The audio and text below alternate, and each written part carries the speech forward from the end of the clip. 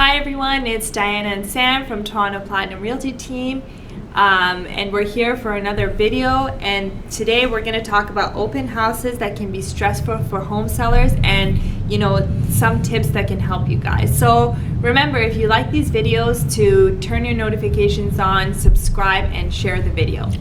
So some people. There's different perceptions about open houses. Some people love them, some people hate them, and some people will absolutely not let anybody into open houses. So hey, let us know what your comments are about open houses. Yeah. Let us know what you think. Do you think they work or not?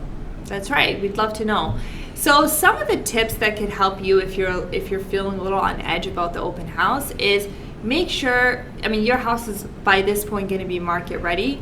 But make sure all your valuables are actually taken out of the house, put in a safety deposit box, especially things like jewelry and cash, passports, things like that are very valuable. You want to make sure those things are completely out of sight. And another thing is, you want to make sure that when you're working with your agent, you're asking that agent, how are you bringing buyers into the house? How are you qualifying these people that are going to be walking around the house?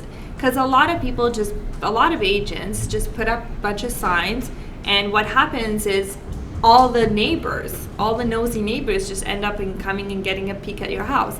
But really what you want to have is a proper online presence, making sure that you're done the right marketing online to bring in the right buyers that are looking for that particular neighborhood. We have done surveys on, we don't sell too many houses in our open, we do open houses and not the traditional way that most agents do it, but we get quite a bit of people. But and we ask them, especially if they end up buying a house, we ask them where they came from, because we want to know where the source is. And you'll be surprised that not a lot of them come from the signs.